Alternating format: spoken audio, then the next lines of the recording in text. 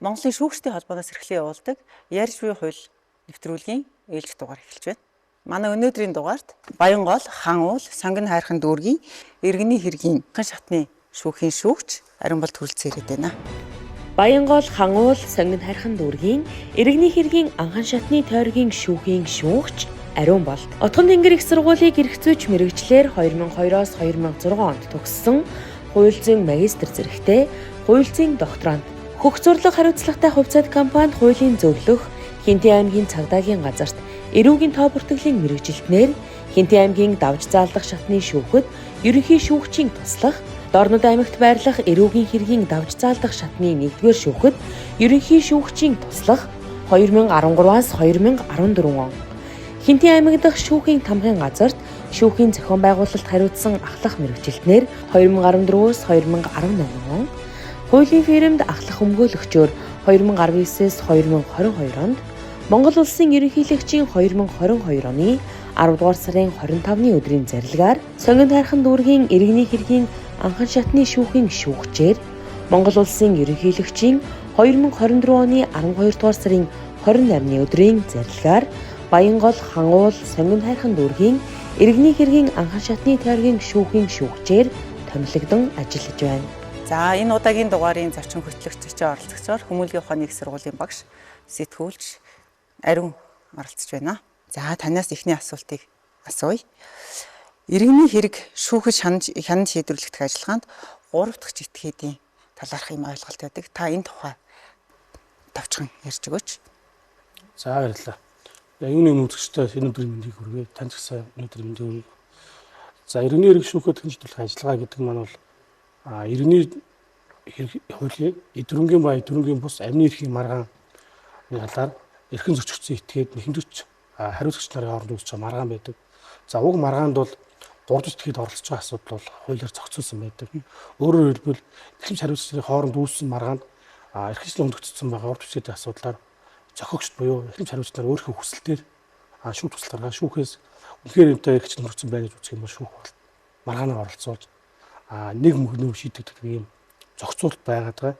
За энэ зохицуултын дагуу 3 дахь этгээд оролцож байгаа этгээдийг бид нар одоо энэ тодруулж ярилцах юм гэж ойлгоод байна. Иргэний хэрэг шүүхэд хянан шийдвэрлэх ажиллагаанд 3 дахь этгээд одоо ямар төрлүүд, ангилууд байдаг вэ? Ямар одоо хэлбэрүүд байж болох вэ гэдэг юм уу? За би даасан шаардлага гаргасан 3 дахь этгээд гэж ойлголт байгаа. Би даасан шаардлага гаргаагүй 3 дахь этгээд гэсэн 2 ангиллаар бол ангилж үздэг. За би даасан шаардлага гаргасан 3 дахь этгээд гэдэг маань бол өөрөө одоо тухайн маргаан дээр би даасан нэхэмжил гаргаад нэхэмж хариуцлагыг аль нь ч сонгоод тэхний шаардлага гаргаж болно, хуулинд нь гаргаж болно, тийм ээ. Тэгээ одоо энэ өөрийнхөө одоо энэ маргаанд үүсэж байгаа адил маргаан үүсэж байгаа тохиолдолд бол энэ дээр одоо их хөндлөж орж ирж байгаа гэдгийг хэлж байгаа. Би даасан шаардлага. За би даасан шаардлага гаргаж тэгээд зохицчдын адил одоо нэхэмж хариуцлагын бүх эрхийг эдэлж оролцсон. За би даасан шаардлага гаргаагүй гэхэд нь бол өөрөө би даасан шаардлага гаргаагүй гэж болно. Гэхдээ нэхэмж хариуцлагын айл нэгнээс нь тийм ээ одоо эрхэж хөндлөж байгаа нь тодорхойлоод оруулъя гэж үзэх юм бол шүүхээс усларгаа шүүх оруулж ирж маргааны эрх үүргийн тайлбарлаад түүнээс тайлбар авч оролцож байгаа. Гэхдээ би даасан шаардлага гаргаагүй 3 дахь этгээд маань бол эвлэрэх тэхний шаардлагыг ихсгэх багасгах гээд нөгөө би даасан шаардлага гаргах этгээдээс нэг одоо юугаар эрх үүргээр дутуу оролцдог. Тэнгэр онцлогтой гэж ойлгож байна. Өөрөөр хэлбэл би даасан шаардлага гаргаагүй 3 дахь этгээгч, би даасан шаардлага гаргасан 3 дахь этгээд гэж 2 юм төрөл байна тийм. Тэгээд давчхандаа эргээд дахиад одоо асуултаа давтахад яг ингээд та давчхан яг үндсэн онцлогийг ингээд давчхан хэлвэл яг энэ хоёрын одоо за нөгөө жишээ болгоод яриул гэж таах нөгөө хилэлцүүлээ хэлгээр манай одоо үзэгч нар бас ойлгохгүй ч магадгүй. Яг өнөөдөр бол одоо иргэний хэрэг дээр бол барилгын компани орон сууцны маргаанууд их байгаа шүү дээ. Ихэвчлэн одоо манай Баянгол хаан уул сонгон хайрхан дүүрэг дээр ялангуяа их байгаа тийм. Энэ маргааны дээр л голцоо ус их орж ирээд байгаа тохиолдол тайлбарлаж явчих. За иргэн Б гэдэг хүн байна тийм. За 2020 онд чинь барилгын компаниас одоо метр квадрат нь 20 төгрөг нэг орон сууц судалж авчээ. За тухайн орон сууц нь бол баригдаагүй юм хоосон газар дээр байгаа учраас барилгын компани бол маркетинг менежмент явуулахдаа сургууль цэцэгтэйгээ ойрхон хамгийн сайн одоо бетон маркетаж гэдэг юм уу ийм барилга барих гэж байгаа гэдэг олон нийт Facebook пэйж хуудасаар зар явуулдаг шүү дээ. Тэгээд нөгөө иргэн Б маань сонгоод тухайн орон сууцыг худалдаж авч байна гэж ойлгоё тий. Гэхдээ Мэдэр Катарт 2 төгрөг худалдаж авсан 2020 онд. За барилгын компаниудын барилга ухсгалтай ажлууд нэлээд удаан үргэлжилдэг. Та бүхэн ер нь мэдэх бах тий. 5 жил үргэлжилсэн гэж бодъё тий. Тэгэхээр 2025 он ажилтнанд орлоо шүү дээ. Тэгээд нөгөө барилгын компани бол нөгөө Б тандж хэлж байна. Одоо 20 онд нөгөө 2 төгрөгөөр худалдаж авсан байр чинь барилгын материалын үн өссөн байна. Ковид сард халгараа бидний төсөв нэмэгдсэн байна гэдэг юм уу. Одоо энийг та нэг сая төгрөгөөр нэмээд 3 сая төгрөгөөр худалдаж авах шаардлагатай байна. Нэмээд өгчихөө гэдэг мэдээлэл өгсөн байж болно тий. Тэнгүүд нөгөө Б маань бол татгалцсан байна тий. За би анхны гэрээгээр худалдаж авъя гэдэг юм тий. Тэнгүүд одоо үнэхээр барилгын компанид хүндрэл байхыг үүсэхгүй л тий. Тэгээд 3 жигтгэд буюу иргэн дээд тэр орон сууцыг яг зах зээлийн хашаар 3 сая төгрөгөөр борлуулад дээр орон сууцнд орцсон байна гэж бодоход одоо Б маань шүүгдэхин гаргана шүү дээ. Би одоо анхны өмчлөгч юу намайг одоо орон сууцны өмчлөг дотоож өгөөч гэдэг хэмжээ гаргацсан. Хариуцлагч арга барилгын компанид орцсон. Тэгэнгүүт нөгөө Д гэдэг иргэн маань 3 жигтгэд бол таарна шүү дээ. Тэр маань өөрөө би даасан шаардлага гаргаад орж иж болно. Одоо энэ 3 сая би худалдаа авсан байранд бодтой амьдарч байна. Би яхаараа одоо энэ хүнд одоо энэ байрыг өгөх ёстой маргаанд би өөрийн байрны эзэн өмчлөгч мөн шүү дээ гэд оролцож ирэнгуудаа тэхэмж хариуцч аль аль руу шаардлага гаргаад би өмчлөлтийн маргаа усгаж бол би даасан шаардлага гаргаж орж иж гэсэн. Тэгээд энэ маргаан дээр Д маань жишээ нь би даасан шаардлага гарахаараа энэ сатгалзч болно, эвлэрч болно тийм их шаардлагатайгаар ийм их хэлээ явчихдаг. Д хэрвээ би даасан шаардлага гаргаагүй байсан бол нөгөө нэхэмж хариуцч маань энэ Д гэдэг хүн амьдарч байгаа гэх асуудал яриад эхэлнэ шүү дээ. Тэгэх юм бол тэрийг одоо аль нэг нь барилгын компанид гэдэг юм уу нэхэмж хариуцч аль нэг нь оруулж ирэхдээ хүсэл гаргаад шүүх би даасан шаардлага гаргаагүй гэж оруулж иж болно гэсэн. Ялгаа ингэж гарчиж байгаа. Тэгэхдээ давуу тал нь бол би даасан шаардлага гаргацдаг нь итгэхэд нь бол техникийн шаардлага гаргаж орж иж байгаа. Би даасан шаардлага гаргаагүй тайлбар өгж оролцож байгаа гэж ойлгоно. Маргааны онцлог нь орж иж байгаа. Ойлгомжтой байна. Яг одоо ойлгож байна. Тэгэхээр одоо би даасан шаардлага гаргасан тэр 3 дахь читгэдийн эрх үүрэг нь юу байх вэ? За эрх үүрэг нь бол нэхэмлэгч хариуцлагчд адилхан эрх үүрэг эдлээ түрүүнд дурдсан тий. Нэхэмтийн шаардлагаасаа татгалзаж болно, ихсгэж болно, багасгаж болно, эвлэрч болно тий. Тэгээд бүх одоо нотлох хөрөмтийг гаргаж өгөх одоо өөрийнхөө шаардлага нотлох үүргүүд нь өөр дөрөнөөс оногдчихно. Тэгэхээр ер нь нэхэмлэгч хариуцлагчд адилхан эрх эдэлж байгаа гэж ойлгож болно. Би даасан шаардлага гаргаагүй 3 дахь читгэдийн эрх үүрэг бас адилхан байх уу, өөр байх уу? Ерөнхийдөө бол адилхан эрхийг эдлээ явж байгаа. Гэхдээ нөгөө юу яадаг түрүүн бас хальт дурдсан бах те нэхэмлийн шаардлагыг ихсгэх багасгах тийм эрх бол байхгүй.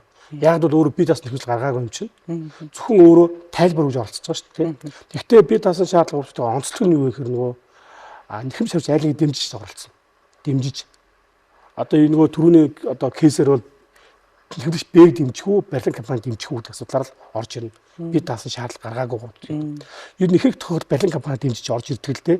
Яг л өөр худалдаж авсан юм чинь. Энэ компани зөвөө би худалдаж авсан, би өмсгөгчд нь ер нь мөн шүү дээ гэж тайлбаргаад ороод ирдэг байхгүй. Нэхэмжийг дэмжих тохиолдол нь бараг байхгүй гэж ойлгож болно. Иргэний хэрэг шүүхэд хянан шийдвэрлэх ажиллагаанд 3 дахь этгээд оролцож буй маргааны талаар одоо тодруулвал одоо өөрөөр хэлбэл одоо ямар маргаанд оролцож байгаа талаар та жишээ кейс ярьж өгөөч. За түрүүн би бас дурдаад хоёлоо барилгын кейс авсан шүү дээ. Тэр кейс дээр л ер нь явуучвал одоо ер нь иргэд их ойлгомжтой мэдэх баг. Ер нь одоо манай хаан улд үргэлжлэн барилга ухсгалтай ажил их явагддаг. Шинэ одоо суурьшлын мэс учраас барилгын компаниуд их барилга баригдаж байгаа шүү дээ. Тэгэхээр тэн дээр юу хөвчлэн маргаан гараад идэх те ер нь айлс дүрхт гарч л байгаа л да. Арай олон байгаа нь хаан улд дүрхт байдаг гэж ойлгоод. Ер нь бол сая нөгөө цар тахалтай холбоотой барилга компанид ажил зогссон юм юмуд болсон юм шиг байлээ. Тэгээд бас барилгын материал үн нэмэгдсэн. Тээврийн зардал өссөнтэй холбоотуулаад нөгөө анх 2020 онд жишээ баригдсан барилгын үн бол өсөд байгаа. За энэ бол яг ингээд харахад бол төрөнгийн хувьд бол нэлээдгүй эдийн засгийн хувьд бол өссөн байх магадaltaй. Гэхдээ нөгөө гэрээний орлогч нар бол гэрээний үегээр бүрэн төлсөн мөнгөөр байранд орох хүсэн шүү дээ. Тэр утгаараа энэ маргаанд яг адилхан кейс яваад байгаа гэсэн. Түрүүний ярьсан иргэн Б нь бол би 2 сая төгрөгөөр байранд орё гэж маргаад байдаг. Нэг худалдаад авчихсан 3 сая Д нь бол би одоо энэ байраас гарахгүй би мөнгөө бүгдсэн гээд нэг барилга 2 хүн зарцсан байна шүү дээ барилгаа. Тэгэхээр одоо аль нь шудраг өмчлөгчийн асуудлыг шүүх шийдэх болж байна. Тийм ээ. Тэгэхээр одоо энэ дээр бол ихвчлэн болдго мэдээж анхны гэрэлэгч Б талд нь шийдвэр гаргах магадaltaй. Гэхдээ бид нар Д өөр би даасан шаардлага гаргаж орж ирнэ үү? Би даасан шаардлага гаргаж орж ирнэ үү гэдэг тайлбар нь бол ороод явж байгаа.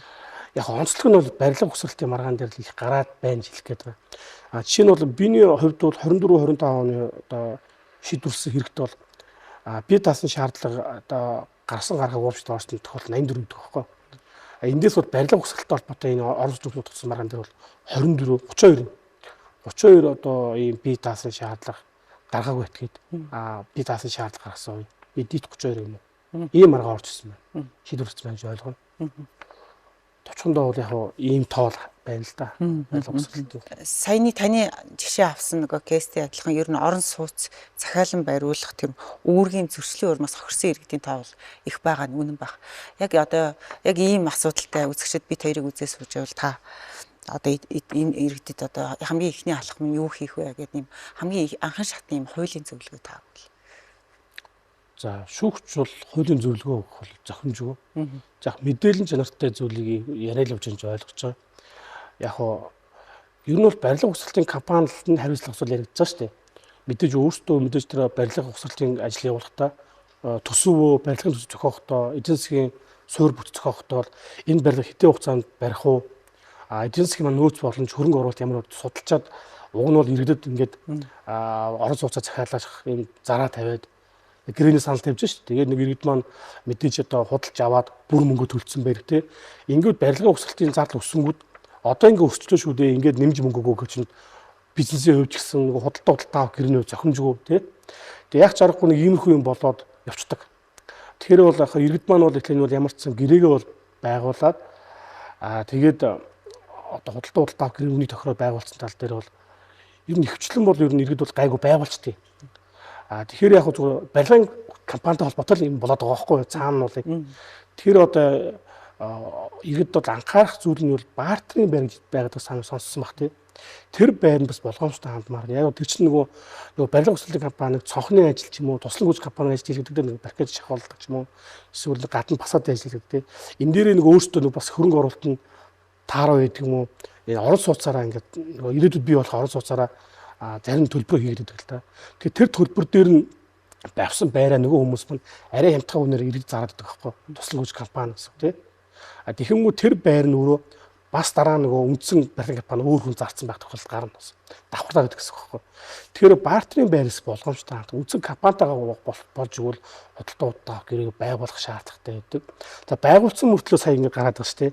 Тэгэхээр одоо энэ дээр одоо үнийн эргээ өсөлт үнийн төрөнгийн одоо үнийн өсөлт байх юм бол энэ дээр яаж коэффициентээр өсгөх гэдгийг бас тохирчмоо юм шиг байгаа юм бас. Яа мэдээж 2 сая төгрөгөөр байр худалдаж авахд одоо барилгын компаниуд 2020 онд 2 жилийн дараа ашиглалтанд авах гэж гэрээ байгуулжлаа л да. Хэрвээ энэ хугацаа хэтэрсэн тохиолдолд бол танах үнэ өсөхгүй шүү. Үнэ өсгөл ийм байж боломжтой. Алдангаа ярьж боломжтой. Тэгээд ингээ явуучвал их зохимжтой байх. Иргэд маань бол харцангуй нэг байрандаа орохыг хүсэн шүү дээ. Тэгэхээр алдангийг сайн суулгаад өгчих юм бол анзын ойлголт шүү дээ. 0.5 ч юм уу торгуулийн ойлголт байгаа. Хэрвээ ашиглалтанд оруулахгүй яг үнээр зарахгүй бол энэ мөнгөнд нэмээд торгуул нэмжиг өгчээ. За юу гэдэг 2 сая метр квадрат нь 2 саяын байрыг 100 метр квадрат бол 200 сая төгрөг байгаа шүү дээ. Тэгээ энэ чинь 300 сая болох гэж байна шүү дээ. Нөгөө барилга бамаа тий. Тэгэх юм бол за өөрхөн орцсон байж болно гэж бодъё. Тэгэх юм бол нөгөө торгуул маань өндөр байгаад 50% нь торгуулнууд бол их бол 250 зэрэг аваад гарч болно гэсэн шүү дээ. Компаниас аваад тий. Тийм торгуул мөргуулч амзын ойлголтоо хийчих юм бол барилгын компани 300 сая зарахгүй байх магадaltaй байна. Тэгэхээр бид нар нөгөө иргэд маань 200 саяар нөгөө өгсөн юм чинь 200 сая орой гэдэг нь зүй басны асуудал. Тэгэхээр тэр байраа мөнгөөр ахиж юм байр орж чадахгүй шүү дээ.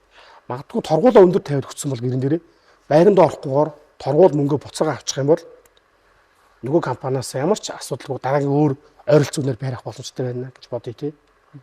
Тийм ихээр гэрэн дээрээ одоо үндсэн үнэ хугацаан дээр одоо үн нэмэхгүй байх эсвэл хэрвээ хугацаанд үн нэмж байгаа бол торгуул алдангийн асуудлаа маш өндөр боломжийн тавиад өгөх юм бол барилгын компани мэдээж гэрээний энэ одоо хариуцлагаараа өөр хүн зарахгүйгээр нөгөө өндөө өгөх магадaltaй гэх юм одоо ингэж л гэрээгээ байгуул зохимжтой хараад байна л да. Тэр 3 дахь этгээдтэй адил бие даасан шаардлага гаргасан этгээд гэдэг ойлголт бас байна хуулинд. Тэр юу гэсэн үг бол? За иргэний эрх шүүхөд хяналтын хуулийн 31-р зүйлийн 1-2 хэсэгт бол бие даасан шаардлагаар орж ирэх боломжтой тийм этгээдийг хуульч зогсон байгаа. Энэ бол 1-р прокурор гэж хүн байгаа тийм. Төр нийтийн ашиглалт хөндөгдсөн тохиолдолд прокурор шүүх төхөөрөмж гаргаж бие даасан шаардлага гаргаж олж болно гэдэг тодорхойлцсон. Төр болон нийтийн гэсэн хоёр юм дээр.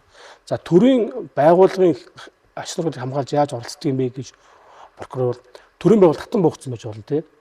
За жишээ нь бол өнгөрсөн онд бол нийслэлийн эрдэнэ газар татан буугдсан юм байна гэсэн мэдээлэл явуулж илээ. Нийслэлийн эрдэнэ татан буугдсан бол нийслэлийн эрдэнэ газар толгойд өөр төлбөрийн асуудал байж болно тий. Бусдаас авах хэрэгтэй өөр төлбөр байж болно. Тэрийг одоо татан буугдсан хуулийг бол авах боломжгүй ч юм уу одоо хуулийг ирэхгүй болсон бол прокурор тэрний өмнөөс яваад өөр төлбөрийн асуудлыг хэмжээд бусдаас авч болно. Яг бол төрийн байгууллага байсан шүү дээ. Гэдэг утгаар төрийн өмнөөс прокурор орж болохоор ийм зохицуулалт байгаад байна. Одоо бас эрүүл мэндийн даатгалын газрын өмнөөс яваад байгаа л да прокурор эрүүл мэндийн даатгалын газар одоо татан буугдаг байгаа шүү дээ. Тэгэхээр тэр бол жоохон зохимжгүй байдаг тий. Яг бол өөрөө байгаа байгууллага өөрөө явчих боломжтой. Татан буугдсан эсвэл өөрөө явах боломжгүй нөхцөл байдал үүсэх юм бол төр явах асуудал яригддаг. За нөгөө ажлаас үндэслэхгүй халахсны холбоотой нэг асуудлууд ерөнхий шүүгээр явдаг шүү дээ. Тэнгүүд нэг ажил олгогчийн буруутай асуудлаараа ажилтны буцаага томилдог шүүгүүд гардаг. Тэгэхээр нэг ажил олгогч маань нөгөө ажилтны нөхөө олгоорыг буцаагаад өгөхдөө төрийн төсвөөс өгчдөг байхгүй. Энэ өгдөг тохиолдол байгаа тий. Тэгэхээр тэр бол нөгөө ажилтны ажлаас ажил олгогчийн буруутай үйлдэлээс осол хохирол төр учирчлаа шүү дээ. Нэг хэсэг эзэнгүүцсэн гэсэн үг тий. Тэгээд тэн дээр бол прокурор нэг хэсэг явж эхэлж ийсэн. Зарим тохиол хаягдсан тохиолдож байгаа. Тэгэхээр тэр бол мөн бохгүй. Жишээ нөгөө буруутай ажил олгогчоос нь тааны өмнөөс төр мөнгө өгсөн. Та одоо нөгөө буруутай юм чинь тэр нөхөө олгуулт өгсөн тэр мөнгөийг танаас авна гэдээ прокурор нэхэмж гаргаад орчих гэсэн. Одоо сүүлийн үед төрийн албан зөвл яваад эхэлсэн юм бэлээ. Нэг хэсэг яг нөгөө энэ эзэнгүүдэд ирсэндээ прокурор явж ирсэн тохиолдол байдаг. Жишээ нь прокурор ингэж явж болно гэсэн. Одоо төрийн өмнөөс гэсэн үг шүү дээ. За нийтийн ашиглах асуудал байна те. За жишээ нь бол хүүхдийн тоглоомын талбай дээр нэг зөвшөөрлгүй нэг барилга баригдсан гэж бодъё. Зөвшөөрлгүй юм чинь мэдээж одоо асуудал яригдэн шүү дээ. Нөгөө орчин суугчдад ярьдаг юм. Тэгэх юм бол прокурор төсөлтөө өсөө прокурор мэдсэн сайн дураараа тэр одоо баригдсан барилгыг одоо албатан чөлөөж ихэд даалгаа шүүгт хэмжээ гаргах нь шүү дээ. Прокурор нийтийн ашиглалтыг хөндөд байгаа учраас.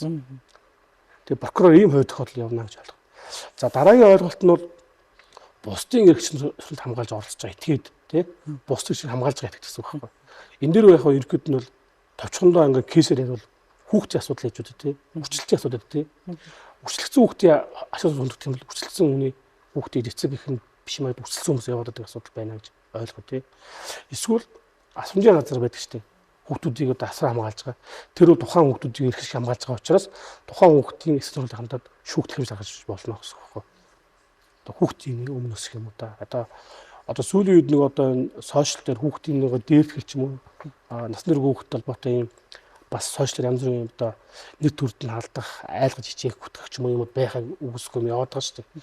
Тэгэхээр энэ дээр бол нөгөө эцэг хэн байл мэдээж явна шүү дээ. Тэгэнгүүт эцэг их байхгүй хүчлэлтэн байдаг хүүхдүүд гэмсэл асуумжийн газар байдаг хүүхдүүд хэн явах вэ асуудал гарч ирнэ. Тэгэхээр нөгөө бусдын шиг хамгаалж байгаа этгээд гэдэг дараа тэр хүүхдийн өмнөөс тэр асуумжийн газар буюу хүчлэгдсэн одоо хамгаалж байгаа асар хамгаалж харалтан ч юм уу явж болно гэдэг. Нэг ийм ойлголтуудыг бол эрдэнэ шүүгт 31-ийн нэгт 2 заагаад өгсөн байдаг. За энэ онцлогтой бас. Одоо үндсэн нэхэмжигчид хоёулаа түрүү ярьжсэн тийм. Тэр этгээд маань бид асан шаардлага гаргасан одоо уурчдад маань техник татгалзаж болдог гэж хэлсэн тийм. Шүүгтийн зарчаад хэмжлээ би одоо авъя татгалзаж болно багасгаж болно гэдэг ойлголт өгсөн. Сая ярьсан прокурор бусдыг хамгаалж байгаа этгээдүүд тэвэл гаргацсан бол нэг л гаргацсан бол татгалзах хэрэг байхгүй. Татгалцсан ч ерөнхийдөө шүүх тэр урдны мэдээллийн шийднэ гэсэн ойлголт байгаа. Онцлогтой гэсэн үг байхгүй. Яг л чи өөрөө нэг өрөв заагаад шүү дээ нөгөө бусдыг шиг хамгаалж байгаа хүүхдийн эрхээс өндөрж магадгүй эсвэл төрийн ашиг сонирхол нийтийн ашиг хөндөж байгаа учраас тэрнээс татгалцсан ч гэсэн ерөн шүүх маргааныг шийднэ гэсэн ойлголт. Энгийн тохиолдолд шүүх захим жаргаа татгалцсан захим жаргаа хэрэг хэрэгсгүй болдог тохиолдол байдаг шүү дээ. Тэгвэл энэ тохиолдолд бол татгалцсан ч гэсэн хэргийг эцлэн шийдвэрлэнэ гэж ойлгож болно. Онцлогтой юм байна. Онцлогтой юм байна тий.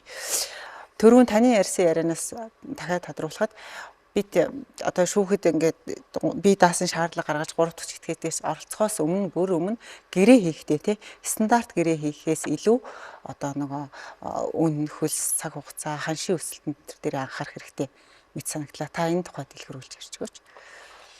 За түрүүн ярьсан дээр тодруулаад хэлэх юм бол нөгөө иргэд тий одоо нэхэмжигч гэсэн үг шүү дээ нөгөө эхлээ гэрээ байгуулахдаа бид нар гэрээгээ ерөөхдөө стандарт гэрээ хийвсэн шууд зураадаг байхгүй. Тэр гэрэн дээр метр квадрат нь 20 төгрөгөөр тохирсон хугацаа нь за 22 онд орно гэж бодоход энэ асуудал дээр анхаарал тавиал өөр бусд нь анхаарал тавихгүй болчихдог тийм ээ. Тэнгүүд хэрвээ дараагийн хүмүүс итгээд 3 шат зарахгүй байх хаалт хийж өгвөл гэрэн дээр нэгдүгээр хэрвээ хугацаанд ороогүй бол алдан хүү өндөр байх асуудал тийм ээ. За метр квадрат нь 20 одоо 100 метр квадрат байр хавталж 20 сая төгрөг гэж бодъё. За гэрээгээ байгуулцсан. 5 жил боллоо ашиглалтанд ордгоо. Тэгэх юм бол энэ 5 жилийн хугацаанд торгуул нөгөө нөгөө 20 саяга 50% гээд тавьчих л та. Тэгэхээр 100 сая шүү дээ. Тим гэрээ хийчих юм бол алдангүй нэг өндөр байх юм бол да ингээд их юм бол нөгөө 3 хэд нөгөө барилга пантаач чадахгүй байдалд орж эхэлнэ. Яг бол баг адилхан үнээр алдан торгуул хүлээж гээд нөгөө өмнөх хүндэл худалдах нь ашигтаж явуулсан шүү дээ. Тэгэхээр чинь иймэрхүү хаалтуудыг сайн хийж өгөх хэрэгтэй. Алдан торгуулаа. Хоёрдугаарт бол хэрвээ үнэхээр одоо барилгын материалын үн өсөж байгаа жил болгоно тээврийн зардалж байгаа бид хүн мэдчихэж байгаа тийм. Ийм эрсдэл байгаа тохиолдолд барилгын капа өөрөө болно хариу соёл гэрэн дээр юу тавих вэ? Орон зайд өссөн тохиолдол байж болохыг үүсэхгүй маа. Хэрвээ өсөх юм бол ийм бүх ковчнор өснө гэдгээ бас тохирчих хэрэгтэй. Хитрхийн өндөр байхгүй тохируулаад барилгын капаны ашиг алдагталд нөлөөлөхгүйгээр ийм ковчнор гэж болно шүү дээ. Одоо төсвөө гаргаж байгаа хүмүүс төсвөө бол мэдчихэж байгаа. Тэр өсөж байгаа барилгын үн бол тээврийн зардал дээрээ ковчноор нэмэж өгөх юм бол тийм бол харилцсан нэг юм эрсдэл үлдэж заа өсч 2 жилүүд ашиглалтанд ороод тохиолдолд 3 жилээс нь өсөх юм байна. Тэгэх юм бол арай ийм үнэ төлөх юм байна. Арай ийм хүн үнээр бид капитал өсөх юм байна гэд мэдсэн байж болно. Тэгэхгүй хаад юу сэтгэлийн хөөрлөөр гэдэг юм уу барилга капан болно гэдэг нэг юм реклам сурчлага явуулаад нэг гой лакер шиг барилга нөгөө хүмүүс маань боломжийн үнэтэй гэж авчдаг. Бодит байдал дээр нэг барилга өсөлтөд ажилчин бас тийм амаргүй бас цаг хугацаа орно. Эд материалын болон үнийн өсөлт явагдангууд нөгөө хэлсэн хамт үждэх бол тэнгууд өсгөд эхэлдэг. Нөгөө хүмүүс маань ийм тохироогүй учраас үгүй гэж маргаад эхэлдэг. Тэгэхээр баг шулуухандаа ер нь 2-3 жилийн үргэлжлэж байгаа барилга өсөлтийн ажил дээр бол барилгын материал өсдөг шүү дээ гэдгээ гэрэн засгаад өссөн үний дүнгээ тодорхойлж бас нэг бодлоо амар гэх юм одоо. Хиймдээ бас ойлгомжтой гэж магадгүй. Тэгэхээр гэрэн дээрээ одоо нэхэмжигч маань одоо барилга захиалж байгаа хэрэг маань алдан торгуулаа өндөр тавьж өгөх нь байна. Захиалга авч байгаа барилга усхлын компаниуд хэрэг өссөн тохиолдолд яах вэ гэдгээ бас эртхэн биетэйгээ яриад зах зээлийн үнэтэй холбогдуулаад уялдуулаад инфляц янз бүрийн байгаа шүү дээ. Тэгээ уялдуулаад гэрэл тусчвал бас хиймдээ амар энэ гэрээ өөрөө 3 жилд их хөндөхгүй 3 жилд байхгүй байх боломжтой гэсэн. Ийм байдлаар гэрээ байгуулвал зүйлтэй гэж хэлэх гээд юм л да. Бид хоёрын өнөөдрийн одоо ярилцах шийдэл бол иргэний хэрэг шүүхэд хянас шийдвэрлэх ажиллагаанд 3 дахь читгэхэд гэсэн ийм ойлголт байгаа. Тэгээ энэ талаар миний асуугаагүй таны нэмж хэлэх өөр зүйл байна уу? За иргэд бол одоо ер нь харьцангуй нэг үе бодвол бид хүн иргэний эрх зүй харилцаа нь төрөнгийн маргаан, төрөнгийн бус маргаан эсвэл амны эрх энэ оюуны өмч эрхтэй энэ маргаан дээр ашиг хамгаалж оролцдог дуулаа одоо олон нийт гэсэн өргөдөг гэх юм уу. Ийм байгаад эхэлсэн. Ер нь бол шүүхт ашиг хамгаална гэдэг нь бол өөрөө ер нь монголчууд нэг юм хэлж шүү дээ. Шүүхээр явахаар нэг ичих зовоох ч юм уу нэг ийм байгаад байдаг. Энэ бол өөрөө тийм ойлголт биш ээ. Таны их шиг хөндөгчлээ бол та шүүхт хэмжээ гаргаад ч юм уу шиг хамгаалах хэрэгтэй. Магадгүй таны сая 3 дахь асуудлаар таны их шиг хөндөгдөөд нөгөө хоёр талд маргаа үүсгэх тэнд та оролцохтой бол оролцоож явж байгаа чухал. Тэгэхгүй бол энэ цаг хугацаа ороод идэг. Чинь шүүхт хөөөлцөх хугацааж байдаг тийм ээ. Гэрэл албатай маргаа бол 3 жилийн хугацаа хугацааж байгаа шүү дээ. Иргэд маань хөөөлцөх сайн мэдхгүй зүйлгуудаа өнгөрөөждөг. Тэгээ хөөөлцөх хугацаа чинь өөрөө хэргийг одоо ер нь шийдэхгүй хэрэгсэхгүй болох техник шаардлага хэрэгсэхгүй болох үндэслэл болчихдог учраас энэ 3 дахь хэд холбоотой асуудал дээр хууль зохицоог анхаарах хэрэгтэй. Ер нь бол хуульч өмгөөлөгчнөөс зөвлөгөө авч бас хэвшигэн их зүйтэй. Энэ нь юутай холбоотой бол бид нар одоо бие өвдөх юм бол эмчээс зөвлөгөө авч юм уу штэ тий. Хэдэж ч дураараа одоо юм ууж болохгүй штэ. Энэ мэддэг болсон гэх юм уу. Тэнтэй адилхан одоо ямар нэгэн их үнэлт юм бол заавал хуульч зөвлөгөө авч чад нийгмээр ойлголттой олжоод шүүхт маргаанаа өрнүүлэхгүй бол өөрөө орж ирээд хугацаа орно. Тэгээд удаашруулна. Дээрэс нь хуулиасаа мэдхгүй зүйлгуудаа нөгөө техник шаардлага дэмжүүлж чадахгүй. Шүүх бол нотлохын дүнсэл шийддэг учраас амаараа ярьж байгаа зүйл нь бол одоо үнэн зөв гэж бодох боломжгүй шүү дээ. Үзэх боломжгүй. Тэгэхээр нөгөө хвшил нөгөө одоо хууль эрх зүйн мэдлэггүй амаараа ярих гэдэг байгаа байхгүй. Тэгээд мэдээж тэр чинь бид нар амаараа ярьж байгаа сонсож байгаа боловч хэрэг давс нотлохонд нь байхгүй юм чинь шийдэхэд нөгөө хэмжлэн шаардлага дэмжихдэггүй байх боломжтой учраас энэ дээр анхаарах хэрэгтэй ч тийм. Тэгэхээр одоо яг гол нөгөө өгөх гээд байгаа point нь бол урлагч гэдэр оролцох тохиолдолд аль болохоор би даасан шаардлага гаргаж орох нь бол их зохимжтой шүү тий. Би даасан шаардлага гаргаагүй орж байгаа тохиолдолд мэдээж арай даваа сул тал нь нөгөө алийг дэмжиж байгаа болохоос шаардлага гаргаж орж иж болно. Тэгэхээр нөгөө бие даасан шаардлага гаргасан этгээдийн асуудлыг шүүх шийдэн шүү дээ. Хамтгаад бие даасан шаардлага гаргах асуудал шийдэхгүй байхгүй. Зүгээр тайлбарыг сонсоод аль талд байгааг нь сонсоод дэмжиж сонсоод тэн дээр нь үнэлэхэд дүгнэлт өгөө авчихна нөгөө. Гэтэ бие даасан шаардлага гаргах уулзалтын асуудлыг одоо шүүх шийдэхгүй гэдэг нь хэм шарвын хооронд тус маргаан шийдэж байгаа учраас тухайн хүнийг ер нь эрхээ хэрэгжүүлж орж ирэхэд нь таны асуудал ийм байгаа шүү мэдгэж байгаа л үүрэг шүү дээ. Таны асуудал хөндөгж байна. Нөгөө байранд байгаа дээг асуудлыг таны байранд байгаа маргаан өргөнж байгаа таны мэдэх хэрэгтэй гэж шүүхт орж тайлбар авч байгаа болохоос биш тухайн асуудал шийдэж байгаа хэлбэр биш байхгүй. Тэгэхээр айлхаа бие таасан шаардлага гаргаж орж ирэх юм бол шийднэ гэсэн үг байхгүй. Тэр хүний өмнө шийдвэрийг одоо тогтоох хэсэгт дурдаад тэм чарвчтай энэ тэнцүү шийдэх боломжтой гэж үзэж байгаа. Тэгэхээр нөгөө хууль эрх зүйн зөвлөгөө авч оролцох нь чухал гэж хэлдэг. Баярлалаа. Хууль одоо эрх зүйн салбар бол мэргэжлийн нарийн салбар. Тэгэхээр иргэн хүн ийм харилцаанд орохдоо хамгийн эхлээд түрүү таны ярьснаас ойлгоход гэрээгээ ихтэй ихсэн анхаарах хэрэгтэй юм байна те. Зүгээр одоо юу гэдэг 26 оны 1 сард 2 сая төгрөгөөр орно гэсэн тийм баримжаа төдий биш. Орохгүй бол яах юм, удвал яах юм гэдэг юм нарийн юмнууд дээр гэрээ хийхээс ахуулаад хянуур хандаараа гэсэн зөвлөгөө ойлголоо. Дээр нь шүүхэд хандахдаа эрх зүйн одоо мэргэжлийн хүмүүсийн тусалцаа авч харилцах зүйтэй юм гэсэн хоёр гоё одоо гол поинтыг манай үзэгчдэд өглөө гэж ойлгож байна. Баярлалаа танд. Баярлалаа. За бид хоёрын өнөөдрийн ярилцах цаг маань ингээд дуусч байна. Бид иргэний хэрэг шүүхэд хянан шийдвэрлэх ажиллагаанд 3 дахь житгээс одоо хэрхэн оролцох тухай тэрэн дээр бүр дэлгэрэнгүй одоо тодорхой кейс жишээн дээр ярилцлаа. Үзэгчд маань тулгымцсан асуудлуудаар шийдвэрлэх арга замыг зааж өгсөн тодорхой ойлголт мэдлэг өгсөн байхаа гэж найдаж байна. За баярлалаа. Шүүгчтэй холбооноос эрхлэн бэлтгэдэг ярьж буй хууль нэвтрүүлгийн өнөөдрийн дугаар өндөрлөж байна. Өнөөдрийн дугаарт шүүгч Ариун Болд оролцлоо. Дараагийн дугаараар иргэн уулзтлаа. Баяртай үзэгчдээ.